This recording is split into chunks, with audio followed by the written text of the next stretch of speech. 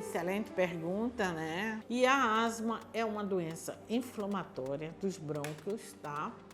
E com uma prevalência muito alta e que, apesar de não ser uma doença que tem cura, mas é uma doença que tem controle. Ela na fase muito menor, as crianças entre 6 e 7 anos até, ela começa com os meninos, mas a partir dos 13 anos ela ocorre mais nas meninas.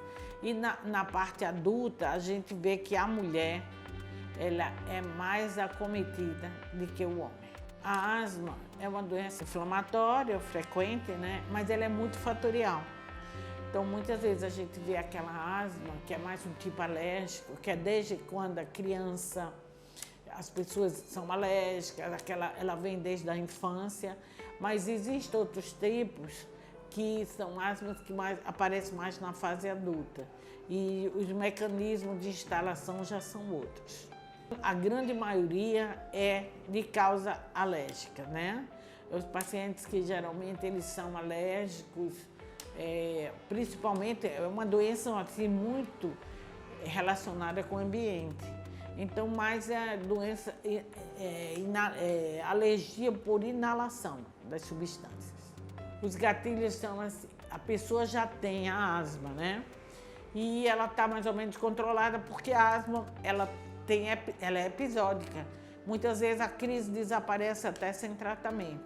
Mas os gatilhos são alguns fatores relacionados ao ambiente, ao próprio paciente que desencadeia as crises. No caso, o paciente ele tem asma, estava sem crise, aí ele contrai uma gripe. A gente sabe que os vírus eles provocam inflamação no pulmão, né?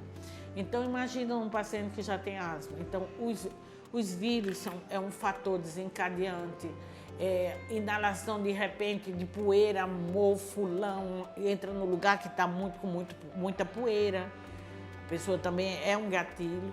Os fatores emocionais também é um fator um gatilho, sabe? A pessoa se assusta, a pessoa tem uma forte emoção, então ele pode ser um fator também, um gatilho, né? O diagnóstico mais importante é a história clínica do paciente.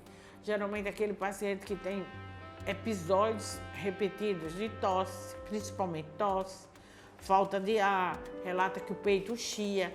Então, assim, é a história clínica. Fora isso, a gente faz o exame que chama espirometria, que mede a capacidade respiratória. E no paciente que tem asma, a gente faz uns testes com umas drogas, umas substâncias broncodilatadoras e ele vai ter resposta àquelas substâncias. O PACA é um programa de assistência e controle da asma, né? Funciona aqui no Ambulatório Araújo Lima, é um grupo de extensão, um programa de extensão da universidade, já vai fazer 20 anos, né? E o paciente ele vem para o PACA ou encaminhado por alguém que diagnostica fora do ambulatório ou aqui mesmo no ambulatório. Ele é assistido e quando diagnosticado ele continua o tratamento.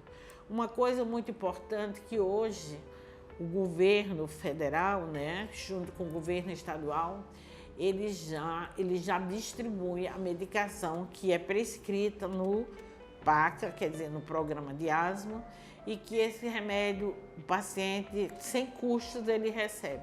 O PACA é nosso, da Universidade Federal do Amazonas. É um projeto de extensão, mas existe programa de asma em todo o Brasil. E assim, como eu te falei, o governo federal hoje ele está muito envolvido, o Ministério da Saúde, no tratamento da asma. Então a gente tem essas drogas com acesso e quase todas as universidades elas têm esses programas de asma, porque é uma maneira que a gente envolve ensino, né? A gente faz pesquisa no PACA, a gente faz assistência, pesquisa e ensino, né? Os alunos participam no aprendizado do tratamento da asma, do diagnóstico e tratamento. E o que a gente espera é assim, orientar e aos pais, principalmente, aqui a gente atende criança e adulto. E, inclusive, às vezes, os médicos não atentam, porque a asma, principalmente na criança, a gente vê muito, é aquela criança que tem aquelas crises de tosse, sabe? E, às vezes, principalmente depois de vírus, aí as crianças têm febre, tosse, pneumonia. Quando chega aqui, a gente vê que aquelas crianças tinham asma, que desencadearam as crises porque elas pegavam viroses respiratórias. Então, é atentar para os pais, sabe? Criança que tosse, que tem chiado, é asma. Adulto que tosse, tem chiado, é asma, tá? Então, procurar um pneumologista para ser dado o diagnóstico.